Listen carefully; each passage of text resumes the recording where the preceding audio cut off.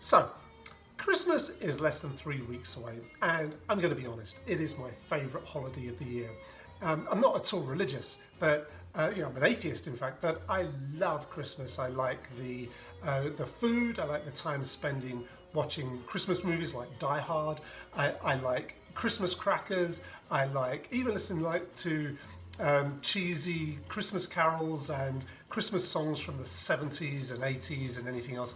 In fact, funny enough, I put on some vinyl tonight, getting in the spirit here a little bit. I put on my Christmas Cocktails Part 2, and my favourite song just came on there. It's Christmas Island, all about spending Christmas in a tropical paradise and having your presents brought to you in a canoe by Father Christmas or Santa Claus, whatever they call him. Now those traditions are great, but it turns out, especially if you're, say, the divorced parent of an only child, you don't get to spend actual Christmas Day every year with the people you'd really love to. And so I was a little bummed about that at first, and then I realised, I went back to a bit of advice someone gave me in university, which was reported to him as a guy, and he said a wise Scotsman once told him, you can celebrate Hogmanay any day of the year. And I took that advice to heart, and I realised you don't have to celebrate Christmas on Christmas Day. You can, in fact, celebrate it any day you like. And so I realised there was an opportunity to have Christmas with my son, with my extended family and friends, and I entitled this brand new holiday, which I'm sure someone else has come up with the idea before, but I call it Christmasish. And to kind of celebrate all those traditions, I wanted a cocktail that would bring it all together, that would kind of bring those feelings of the warmth and enjoyment you have of spending time with your loved ones. And so I am hereby presenting the Christmasish Cocktail.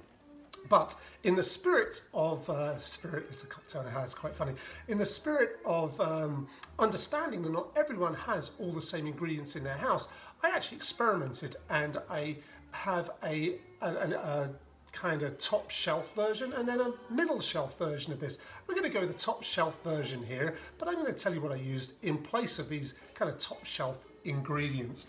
The first ingredient is cognac. I'm using a VSOP Remy Martin for that, and I'm going to put in a healthy 1.5 ounces of that. Wow, just about enough in that bottle. I'm going to have to get some more if I can afford it.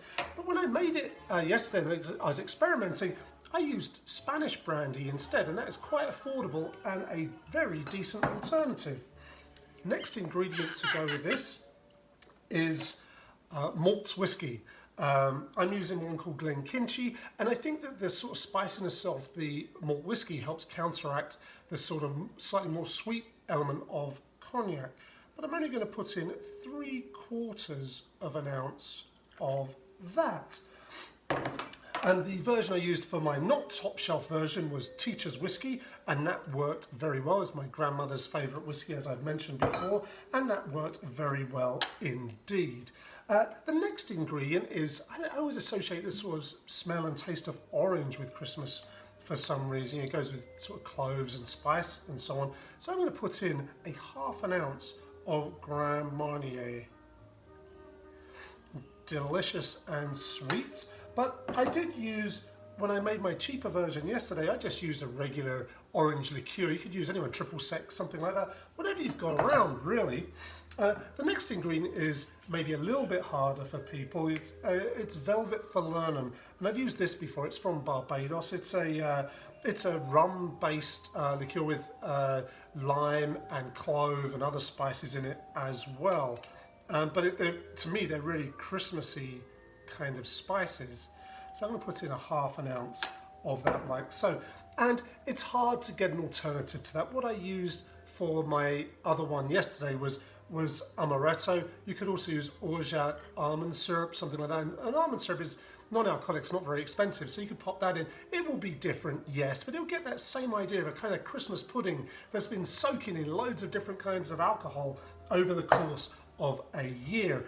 And then the last liquid ingredient to go, actually no, it's not the last one, but we'll come to the bitters in a second, is some demerara sugar syrup, which you make by, I make a 1-to-1 syrup. You can do it 2-to-1 to make it thicker and sweeter, but I don't want this too sweet. I'm just going to put in a 1/4 ounce of that because it's already quite a sweet drink, as Christmas pudding is, and that just may overpower it with sweetness a little bit.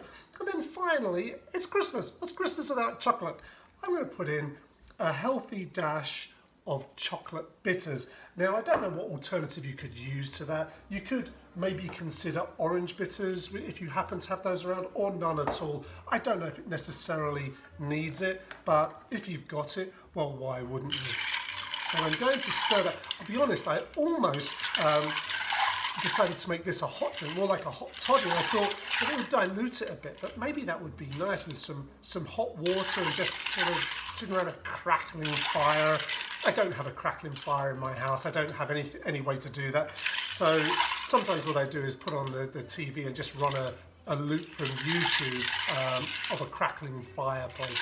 So it gets the feeling, and crank up the heat a bit and pretend we're getting really toasty by an open fire and get some chestnuts out or whatever else.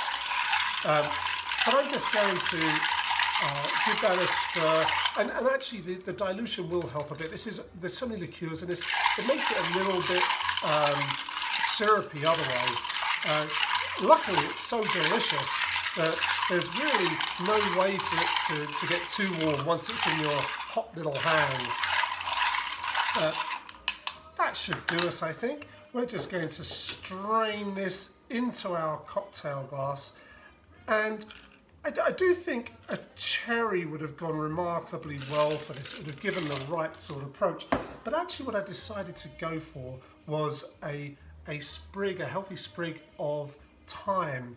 Maybe just rub that to get those delicious smells. I do love the smell of thyme, and that sort of is Christmassy, but that's more like the turkey to go with your Christmas pudding. So to each their own, I suppose. Well, cheers. Happy Christmasish.